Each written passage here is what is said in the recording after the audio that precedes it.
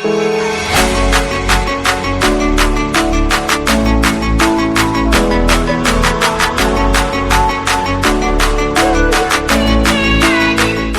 Time news पर आने वाली नई नई वीडियोस को देखने के लिए हमारी यूट्यूब चैनल को लाइक कीजिए, सब्सक्राइब कीजिए और शेयर कीजिए और बेल आइकॉन के बटन को प्रेस करना हरगिज न भूलिए।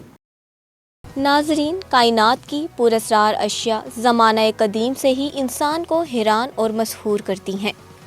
उनमें ख्वाह सितारे हों, चांद हो, सूरज हो, सियारे हो या खला हो, ये सब इन्हीं मशहूर कुन चीज़ों में से है जिन्हें इंसानों ने कभी खुदा समझकर इबादत के लिए चुन लिया, तो कभी चांद पर कमंद डालने के लिए तैयार हुआ, कभी सितारों से किस्मत का हाल मालूम करने पर मजबूर हुआ, तो कभी आसमान के दिगर मामलात की जांच पड़ताल करने लगा। जैसे जैसे साइंसदानों की रिसर्च बढ़ती गई, वैसे वैसे कायनात के राजों से पर्दा उठने लगा। यही वजह है कि 21वीं सदी का इंसान जानता है कि किस तरह जमीन सूरज के गिर्द घूमती है और किस तरह सूरज सितारों की गर्दिश करता है और निज़ाम शमसी किस तरह एक मुतय्यन करदा असूल और कवानीन के तहत अपने अपने काम कर रहे हैं। ऐसे में जब कायनात के कई इसरारों पर से पर्दा उठा, वही कायनात के अब तक मालूम कई मजहर की निशानदही भी हुई। हमारी गैलेक्सी, जिसका नाम है मिल्की वे, जिसके अंदर 400 अरब से ज्यादा स्टार्स मौजूद हैं, जिसका डायामीटर 1 लाख लाइट ईयर है,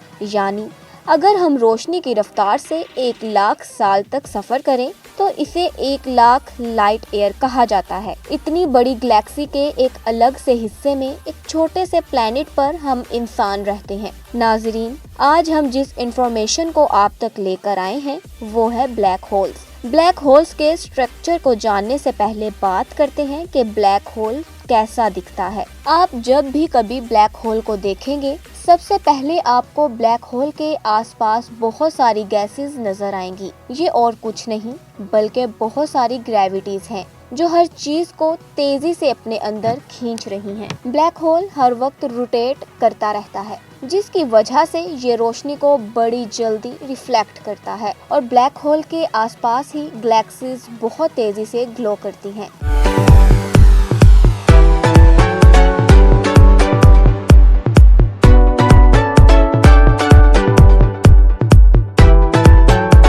इंटरस्टेलर मूवी जो ब्लैक होल्स पर बनाई गई थी, इसकी प्रोडक्शन में काम कर चुके एक साइंसदान ने बताया कि ब्लैक होल की शक्ल एक बॉल जैसी होती है। उसकी बाउंड्री का एरिया मेन होल की निस्बत बहुत ज्यादा डार्क होता है। इसका बिल्कुल भी ये मतलब नहीं कि जब एक ब्लैक होल आपको आसमान में दिखाई दे तो वाकई में एक ब्लैक होल होगा।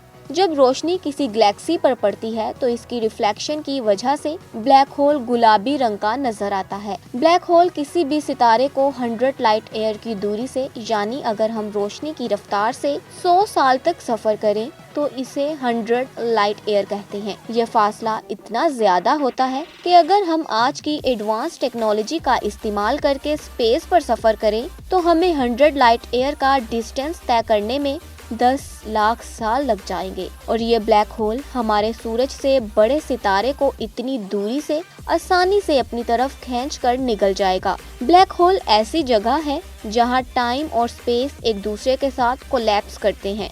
लेकिन क्या ये चीजें हमें बताती हैं कि क्या हम ब्लैक होल के अंदर जाकर खत्म हो जाएंगे? अगर जवाब है नहीं, तो पहले आपको जानना होगा कि स्टीफन हॉकिंग ने इन ब्लैक होल्स के बारे में आखिर क्या कहा था।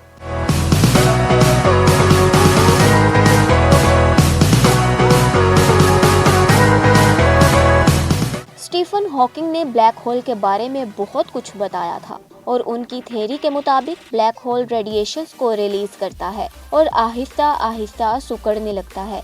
इस तरह वो शेयरिंग होते होते गायब हो जाता है, लेकिन वो इन सब मीटर्स के साथ गायब होता है जो इसने बिलियंस और फेयर्स में अपनी स्ट्रॉन्ग ग्रेविटेशनल फोर्स की वजह से अपने अंदर खींचे थे। इस थ्योरी पर स्टीफन हॉकिंग से सवाल पूछे गए थे जो आपके दिमाग में भी आए होंगे कि अगर ब्लैक होल गायब हो जाता है तो वो सारे मीटर्स और स्टार्स जिनकी हम बात शुरू में कर चुके हैं कहाँ जाएंगे।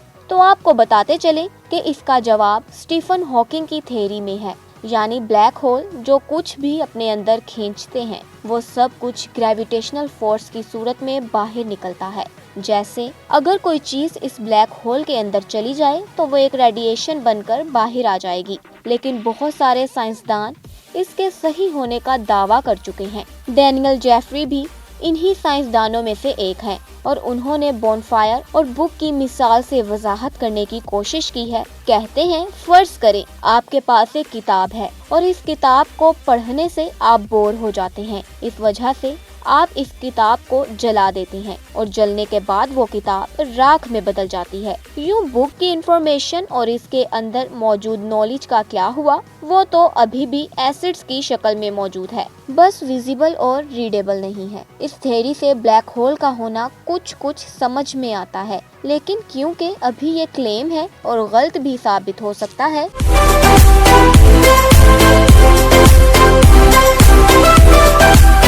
اس لیے ہم اس کو صحیح نہیں کہہ سکتے بلیک ہول کے اندر کیا ہے۔ اور اگر بات ہو بلیک ہول کے اندر جانے کی تو آج تک کوئی ان بلیک ہولز کے اندر نہیں جا سکا، اس لیے ہمیں اپنی ٹیکنالوجی کو ڈیولپ کرنا ہوگا جس ذریعے ہم کسی بلیک ہول تک اسپیس مشن بھیج سکیں۔ بلیک ہول جب تک پکچرز اور کتابوں سے نکل کر اسٹیج گراف کے سامنے نہیں آتا تب تک اس کے بارے میں سوال ہی کیا جا سکتا ہے اور تب تک اس کا جواب صرف امیجینیشن ہی ہوگا۔ امید کرتے ہیں آپ کو ہماری آج کی ویڈیو پسند آئی ہوگی۔ ملتے ہیں اگلی ویڈیو میں، تب تک کے لیے اللہ نگہبان۔